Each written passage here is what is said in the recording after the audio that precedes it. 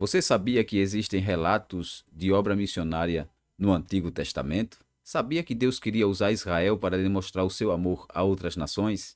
Você conhece as alianças de Deus com a humanidade reveladas no Antigo Testamento? É sobre isso que vamos falar na lição 3, Missões Transculturais no Antigo Testamento, no seu programa Por Dentro da EBD, que está começando agora.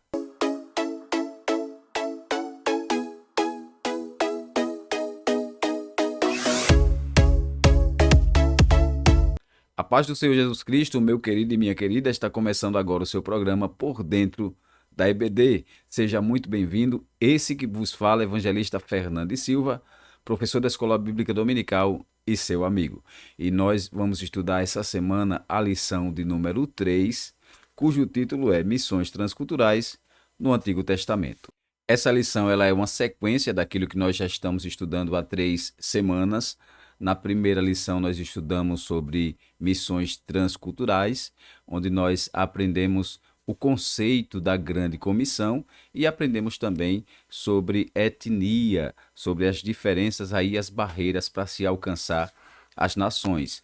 Na segunda lição da semana passada, nós tivemos a oportunidade de aprender sobre Deus como sendo a origem de missões. A origem da obra missionária está em Deus e nós tivemos a oportunidade então de aprender na lição da semana passada sobre o amor de Deus, esse Deus que ama as nações no sentido geral, ama o mundo e por isso então missões tem como origem Deus. Nós aprendemos na semana passada. E essa semana nós vamos estar então aprendendo sobre missões no Antigo Testamento. Vamos estar abordando aí, através dessa lição, estaremos aprendendo sobre Israel, né? Estaremos identificando Israel como o povo escolhido para o propósito missionário.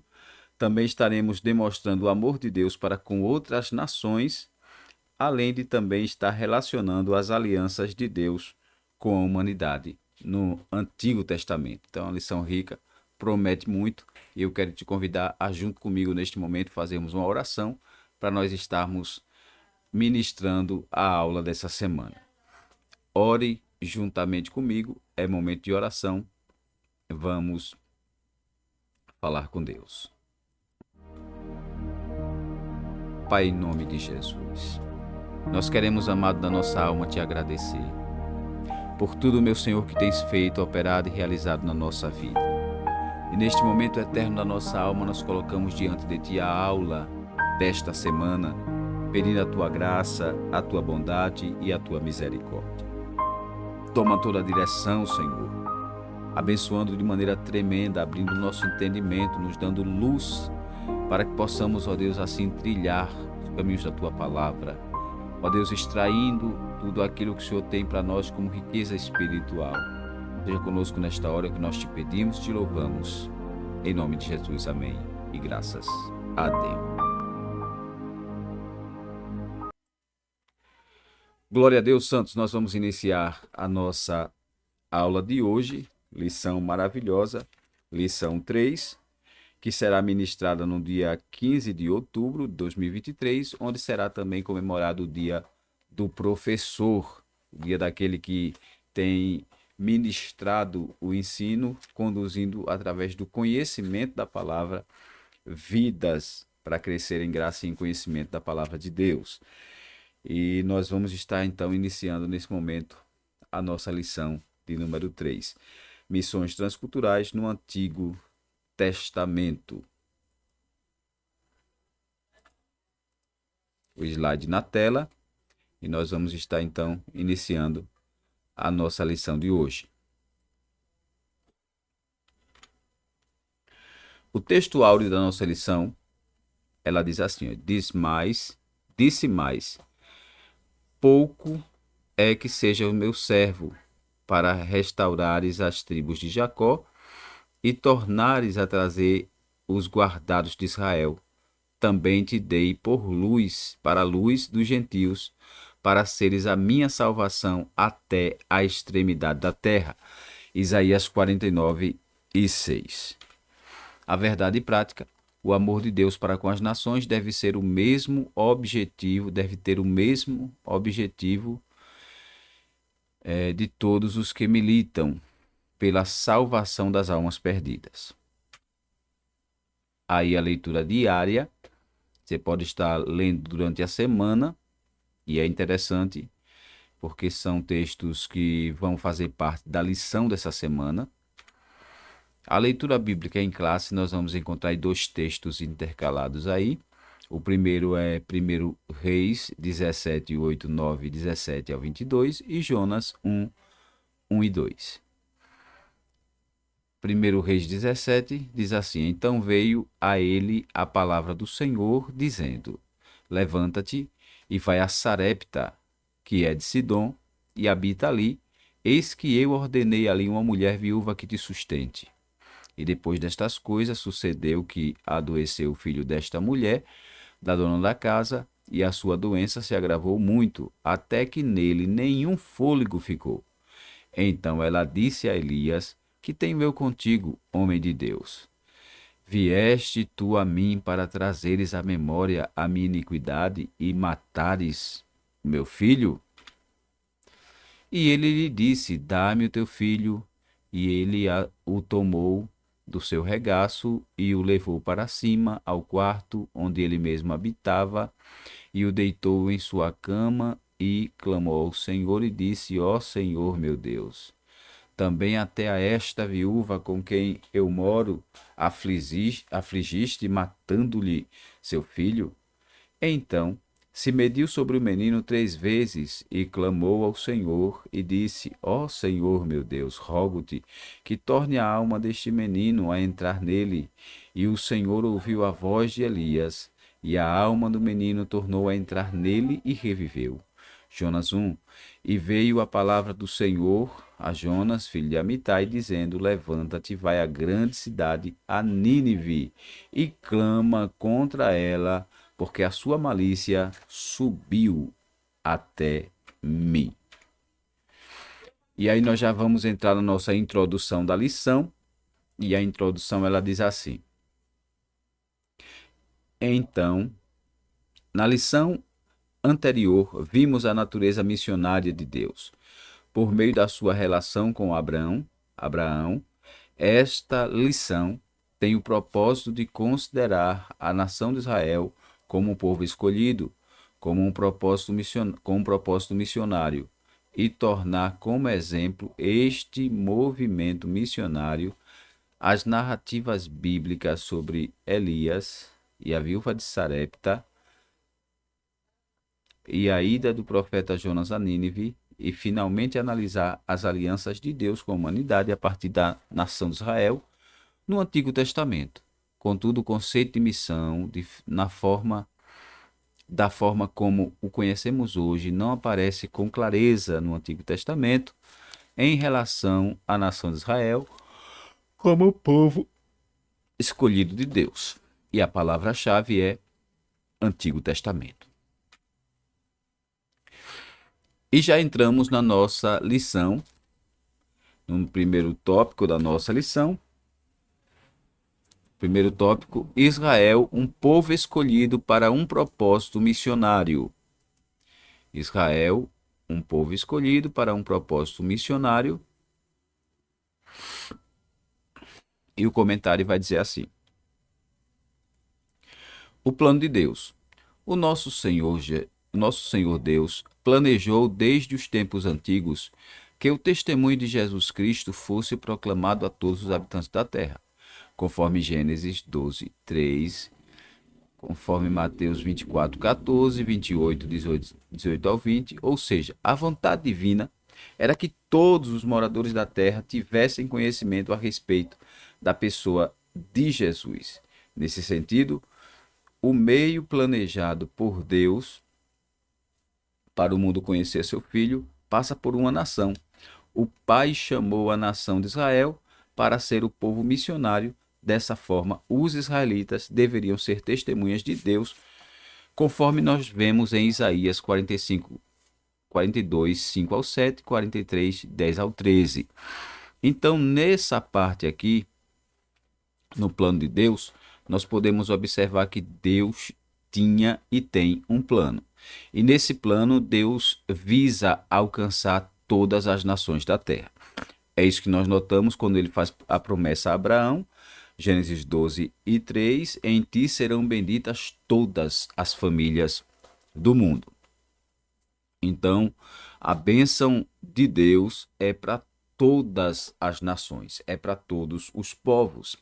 E é interessante que o comentário vai dizer que Deus tem o plano de alcançar as nações, e nesse plano de Deus, ele vai se utilizar de uma nação.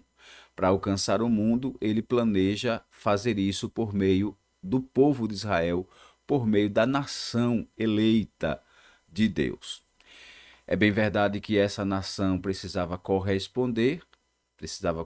Israel, o propósito de Deus, como nós vemos em Isaías 42, do 5 ao 7, era que o povo de Israel fosse luz para os gentios.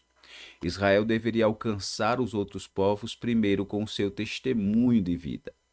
Com o seu testemunho de vida, mostrando diferença, mostrando que era um povo escolhido por Deus, mostrando a bênção de Deus na nação, mostrando então ser um povo que temia a Deus e atrairia as nações para esse temor, para esse conhecimento de Deus. Então, a princípio, o desejo de Deus era que Israel fosse luz, que o povo notasse, percebesse em Israel a diferença. E é interessante que nesse plano original de Deus, as nações deveriam ser atraídas para Israel. E é interessante observar esse detalhe, porque mais tarde vai acontecer o inverso. Deus quer que a igreja vá até as nações. Então, no plano original, no primeiro plano de Deus aqui, era Israel atrair as nações como luz, atrair as nações através do exemplo, através das festas, através da comunhão com Deus, através dos sacrifícios, do relacionamento com Deus. Israel deveria atrair as nações. E é interessante que esse propósito, infelizmente, Israel vai falhar nesse propósito, porque a própria história da nação, a história dos hebreus e os próprios textos sagrados, principalmente os livros dos juízes e os livros de crônicas e reis, vão ver um Israel corrompido, um Israel que infelizmente, ao invés de ser exemplo para as nações, acaba se corrompendo e acaba imitando as nações, absorvendo a idolatria, absorvendo o paganismo, absorvendo a prostituição, a abominação. Então nós notamos Israel falhando naquilo que diz respeito a ser exemplo, ser luz para as nações. Mas o plano de Deus, a princípio, era esse: era que Israel pregasse com a vida, pregasse com o exemplo de vida. Mas aí, prosseguindo para a nossa lição, nós vamos avançar mais um pouco. A falha de Israel é o que diz o ponto 2 desse tópico. Os israelitas se contaminaram com as religiões pagãs dos povos vizinhos, além de se preocuparem muito com a identidade racial e nacional, deixando de lado a vocação de ser testemunhas para Deus. Nesse aspecto, são muitos os relatos bíblicos que dão conta de desvios, é o que nós comentamos, dos israelitas na sua desobediência à idolatria e pecados morais que relativizaram a aliança com Deus. Com Deus. Então você percebe que eles falharam naquilo que diz respeito a ser exemplo. Entretanto, no meio de tudo isso, Israel não deixou de ser bênção para outras nações, porque Deus ele sempre tem um plano B. E o plano B de Deus aqui é o Senhor Jesus vem através de Israel. Se Israel então não conseguiu ser luz, então de Israel vem a luz, que é o Senhor, a luz do mundo. E Israel acaba sendo bênção então para as nações, trazendo o Salvador. É isso que nós notamos aí. Então, mas Israel falhou no seu propósito. Avançando ainda, O ponto 3 diz a contribuição de Israel para o mundo. Apesar de suas falhas, Deus tornou Israel uma bênção para as nações. Por exemplo, os judeus receberam e preservaram o Antigo Testamento, o traduziram em grego, a língua mais usada naquele período, além de escribas judeus manterem viva a ideia de que um dia os povos e as nações ouviriam a palavra de Deus e responderiam a ela. Nesse sentido, Jesus Cristo, a palavra encarnada, veio de Israel como Salvador do mundo. É o que eu falei. Então, Israel deixa a contribuição aí das Escrituras e, acima de tudo, a palavra encarnada. O Senhor Jesus vem através da nação de Israel como a luz do mundo. Então, se eles falharam como luz, mas eles nos deixam a luz que é o Senhor Jesus, conforme João 4:42. 4:42. Então você percebe aí nesse primeiro tópico da nossa lição, nesses 3 subtópicos, nós enxergamos Israel um povo escolhido para o propósito missionário. Então Deus já tinha um propósito missionário desde o Antigo Testamento e a princípio aqui a escolha é Israel para cumprir esse propósito. E como nós bem vimos nesse tópico da lição, eles falham, mas deixam aí a sua contribuição. E avançando aí ainda para o nosso segundo tópico já, mas antes vamos ver a sinopse. Embora Israel tenha falhado em sua missão, a nação contribuiu na revelação do plano de Deus ao mundo. Falharam na missão, mas contribuíram na missão, na revelação do plano de Deus ao mundo. O tópico 2 da nossa lição, o amor de Deus para com outras nações. O amor de Deus para com outras nações. Os olhos de Deus sobre todos os povos, conforme Johannes Blau, erudito em missiologia, que escreveu sobre os fundamentos do Antigo Testamento para missões, afirma que desde o início Deus mantinha os seus olhos em todas as nações e povos. Podemos perceber isso nos capítulos 40 a 45 do livro do profeta Isaías, na ida do profeta Elias a Sarepta e no livro do profeta Jonas. Nos livros proféticos encontramos profecias de restauração, incluindo um dia futuro, no qual as nações estarão entre os redimidos. Conforme Isaías 45, 6, 22, 49, 6, 52, 10. Portanto, a preocupação de Deus para com as nações é clara no Antigo Testamento. Então, você percebe aí desde a lição passada que nós falamos sobre o amor de Deus para com as outras nações. Isso aqui está de maneira mais clara. Deus, nesse propósito, através de Israel, quis revelar o seu amor, e a contribuição que Israel nos deixa aí são os livros proféticos, que encontramos profecias de restauração, mostrando aí o amor de Deus, e falando a respeito de um futuro no qual as nações estarão diante, entre os redimidos. Então, os olhos de Deus estão sobre todo o mundo. E aí prossegue. A viúva de Sarepta e o profeta Elias. A viúva de Sarepta e o profeta Elias. E nessa parte aqui vai falar desses 2 acontecimentos aí do Antigo Testamento, em que Deus se revela como aquele que vai além das fronteiras e das barreiras, porque missões transculturais é isso. Trans fala de ir além, ir à frente, transpor barreiras. Então, quando Deus demonstra o seu amor aqui através da viúva de Sarepta sendo alcançada por Elias, e através dos ninivitas sendo alcançados aí por Jonas, Então nós notamos esse amor de Deus perfeito. E o comentário diz assim, ó, a viúva de Sarepta e o profeta Elias. Sarepta é uma antiga cidade fenícia, localizada próxima ao sul de Sidom. Quando Elias profetizou a grande seca que haveria na terra, castigaria Israel, Deus o enviou justamente à cidade de Sarepta, a casa de uma viúva que era muito pobre. Quando Elias chegou, ela estava preparando a última comida que tinha em casa, já convencida de que ela e seu filho morreriam logo depois. Mas quando a viúva obedeceu à palavra de Elias, foi abençoada com o milagre da botija, multiplicação da farinha e do azeite. Em seguida, o filho dela adoeceu e morreu. Nesse momento, Elias fez uma coisa maravilhosa que ela nunca esperaria. Pelo poder de Deus, o profeta ressuscitou o menino e o restaurou à vida.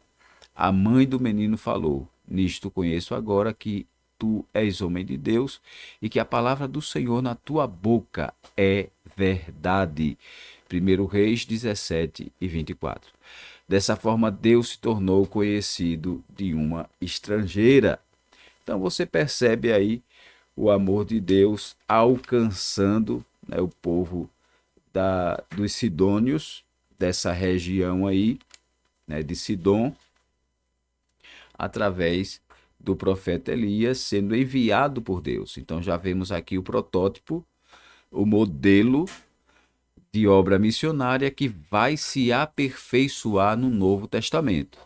Vai se aperfeiçoar no Novo Testamento, mas aqui nós já observamos o modelo de obra missionária aí, através do profeta Elias sendo enviado por Deus em missão transcultural, alcançando uma outra cultura, um outro povo, que é o povo aí de Sarepta, através aquela viúva ali.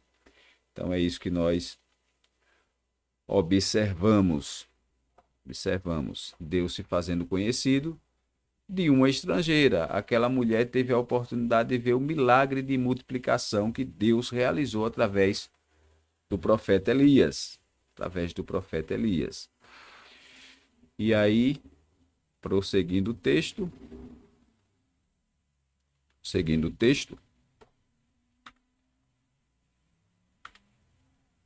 vamos ver a missão de Jonas em Nínive. Jonas foi um dos poucos missionários bíblicos para os estrangeiros.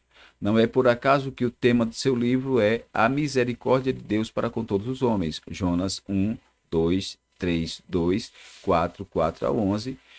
Mesmo não tendo um conhecimento mais claro sobre de que maneira Israel deveria abençoar as nações, Jonas recebeu a ordem específica de ir a Nínive para advertir aquele povo sobre o juízo divino que estava prestes a se abater sobre os ninivitas.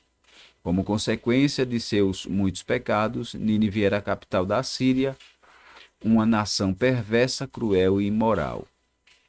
A Bíblia de Estudo Pentecostal da CPAD, ao comentar o capítulo 3 do livro, destaca ter sido um dos despertamentos espirituais mais notáveis da história, quando o rei conclama a todos ao jejum e à oração, e por isso o juízo não recaiu sobre eles. Como a cidade não foi condenada, em razão do arrependimento do povo, o profeta ficou profundamente indignado. Todavia, o Senhor fez ver que ele ama a humanidade, conforme Jonas 4 e 11. Jonas 4 e 11. Veja aí o que é que diz esse texto aí de Jonas 4 e 11. E não hei eu de ter compaixão da grande cidade de Nínive, em que estão mais de 120 mil homens que não sabem discernir entre a mão direita e a sua mão esquerda, e também muitos animais. Então perceba aí que Deus, falando de compaixão e misericórdia com uma nação totalmente diferente do povo de Israel, do povo de Deus. Os ninivitas eram conhecidos pela sua crueldade com aqueles que eram capturados, feitos prisioneiros. Então a crueldade era enorme, a ponto de que o próprio Jonas não sentiu desejo de ir falar de arrependimento com aquele povo, porque ele, conhecendo a misericórdia e a bondade de Deus, sabia que o povo, se arrependendo, Deus iria mudar de ideia com relação a destruí-los e iria usar de misericórdia. E Jonas, como queria ver a justiça de Deus e não a misericórdia acontecendo com relação aos ninivitas, por isso então a causa dele não querer ir a Nínive, e até pegou um barco diferente com destino, um navio diferente com destino a Jope, como nós conhecemos a história, mas foi obrigado, constrangido aí, e foi e pregou, e o povo se arrependeu. E é interessante que ficou o Jonas desgostoso em ver o arrependimento do povo, a conversão em massa, né? O rei proclamou aquele jejum, o povo se rende, até os animais entram também em consagração diante de Deus. E, em resumo da história, então Jonas se sente desgostoso porque viu o povo se arrependendo e vai então, se deita ali debaixo de uma ramagem de aboboreira, e o texto diz que Deus fez então aquela planta secar, e ele, muito desgostoso, então ali vai questionar com Deus, e Deus então diz que assim como ele fez secar aquela planta, Jonas devia ter misericórdia do povo que não sabia discernir da mão direita da esquerda. Então, ele teve misericórdia de uma planta, mas não tinha a mesma compaixão de um povo, de uma nação. Era essa metáfora aí que Deus estava querendo dar para o profeta. Então, fica a lição aí do amor de Deus, quebrando barreiras e alcançando aí, através de missão transcultural, a vida do povo ninivita. O povo ninivita é a missão de Jonas, a missão do profeta Jonas. Então você percebe esses dois protótipos de obra missionária no Antigo Testamento. Mas vamos prosseguir a nossa lição, prosseguindo aí a nossa lição para o próximo tópico. E aí tem uma figura da atual Nínive. A sinopse do tópico 2, por meio do relato da viúva de Sarepta e de Jonas em Nínive, podemos testemunhar o amor de Deus pelas nações no Antigo Testamento. E aí nós vamos entrar já no último tópico da nossa lição, o tópico 3, alianças entre Deus e a humanidade no Antigo Testamento. Alianças entre Deus e a humanidade no Antigo Testamento. E o primeiro subtópico desse último tópico aqui fala alianças de Deus. Com a queda do homem, toda a criação ficou sujeita ao pecado, conforme Gênesis 3, do 1 ao 6, que vai falar da sentença, né, lá do pecado. Romanos 8 e 20, entretanto, Deus providenciou meios para redimir a humanidade e restaurar a comunhão perdida, conforme 1 Pedro 1, 19 e 20.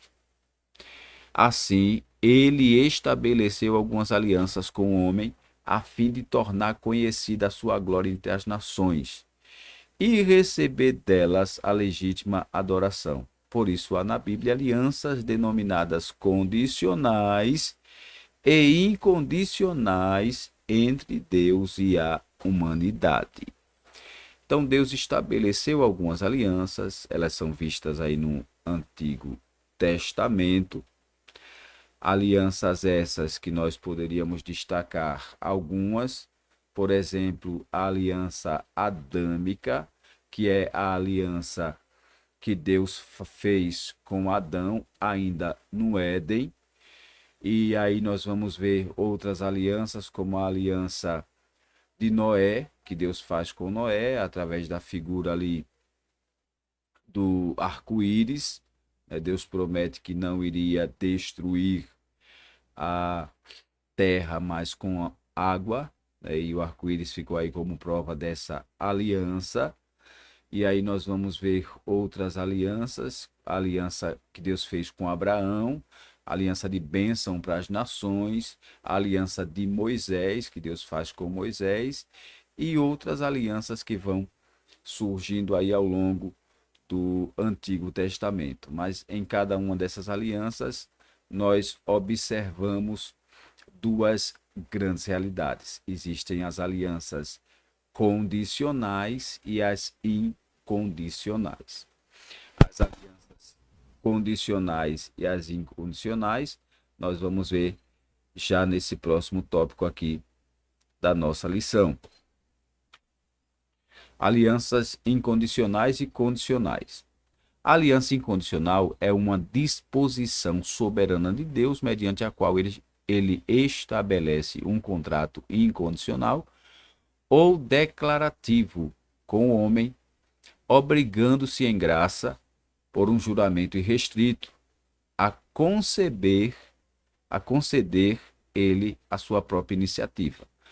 Bênção para aqueles a quem compactua, com quem compactua, conforme Gênesis 12, do 1 ao 4. A aliança condicional é uma proposta de Deus em que, num contrato condicional e mútuo com o ser humano, segundo condições pré-estabelecidas, ele promete conceder bênçãos especiais ao indivíduo, desde que este cumpra perfeitamente certas condições, bem como executar punições precisas em caso de não cumprimento, conforme Deuteronômio 28. Assim, por meio de suas alianças, Deus firmou um compromisso com o rei Davi de alcance mundial, que resultou no advento do Senhor Jesus como Salvador enviado por Deus ao mundo. Então, nós observamos aqui as alianças. A aliança incondicional tem um grande exemplo aqui, que é a vinda do Senhor Jesus profetizada. É incondicional porque não foi preciso o homem fazer nada, né? Não tem uma condição para essa aliança se cumprir, muito pelo contrário, Deus, por graça, prometeu, enviou e cumpriu a aliança, enviando o Senhor Jesus. Enviando o Senhor Jesus como Salvador, como aquele que vem para redimir o homem da sua condição pecaminosa e do seu estado de perdição. Só que existe a aliança condicional, que, como o próprio nome diz, está condicionada a algo que deve ser feito pelo homem, que é o crer, é o receber. Deuteronômio 28 fala de bênçãos, 28 e 29 fala de bênçãos e de maldição. Bênção quando se obedece à palavra de Deus, quando se inclina diante de Deus, reconhecendo os caminhos do Senhor, os pretextos, tudo aquilo que foi colocado por Deus. Então a bênção nos alcança. Mas quando nós fazemos diferente, quando saímos de debaixo da obediência, então vem maldição. São as bênçãos condicionais, de uma aliança condicionada. Então, a aliança incondicional é aquilo que Deus faz e não faz esperando que alguém faça alguma coisa, que haja alguma atitude nossa para que ele realize. Não, ele faz por graça. E por outro lado, tem a aliança condicional, que é aquela que, para alcançarmos o favor, alcançarmos aquilo que Deus tem para nós, tem uma condição para se cumprir. Por exemplo, lá em Isaías 1:19, diz que se quiseres e me ouvires, comereis o melhor desta terra. Deus estava falando ali para Israel que uma aliança estava sendo proposta que era que eles iriam desfrutar do melhor da terra. Agora a condição dessa aliança era querer e ouvir. Então, uma aliança condicional. Então, é isso aí que nós observamos na aliança incondicional e na aliança condicional. São essas duas alianças aí que existem. Então, as alianças que nós encontramos no Antigo Testamento de Deus para com o mundo a partir do povo de Israel mostram que delas algumas são incondicionais, que é quando o próprio Deus em graça decide fazer conosco uma aliança, e nessa aliança não há uma condição colocada para se alcançar a bênção da aliança, como por exemplo a vinda do Senhor Jesus, né? O Senhor Jesus enviado como o Messias, como o Salvador. E por outro lado, existem as alianças condicionais. Então é quando Deus estabelece uma aliança, mas tem condição. Por exemplo, se quiseres e me ouvires, comereis o melhor dessa terra. A condição para se alcançar o melhor da terra é querer e ouvir, é obedecer a palavra de Deus. Então deu para entender isso aí, que você possa compreender aquilo que a palavra de Deus está colocando aqui através dessa lição. Então a lição ela se encerra aí. Aí nós vamos para a sinopse do tópico 3. Alianças condicionais e incondicionais na Bíblia, que tornam conhecida a glória de Deus entre as nações. Entre as nações. E a conclusão aí da nossa lição, aparecendo aí na tela, ela diz assim: vimos que o plano de Deus abrange toda a humanidade, seu alvo é revelar a sua glória a todos os povos. Por diversas vezes Israel foi advertido pelos profetas para não guardar a mensagem da salvação somente para si, mas proclamá-la entre as nações a sua glória, entre todos os povos as suas maravilhas. Salmo 96, 3. Essa é uma raiz muito importante do Antigo Testamento para entender as missões do novo tema da próxima lição. Então, é interessante compreender a função do Antigo Testamento no que diz respeito à obra missionária, porque aqui o comentário vai se encerrar dizendo que essa é uma raiz muito importante no Antigo Testamento para entender a missão no Novo Testamento. Será o tema da próxima semana. Então, que você possa refletir sobre isso que nós estudamos essa semana, que você entenda que missões não é uma ideia neotestamentária, apenas do Novo Testamento, mas do Antigo Testamento. Nós observamos aqui protótipos, modelos de missões que vão aperfeiçoar o Novo Testamento, como nós vamos estar estudando na próxima semana. Deus abençoe a sua vida. Se inscreva no nosso canal, ative as notificações, se você já faz parte dela.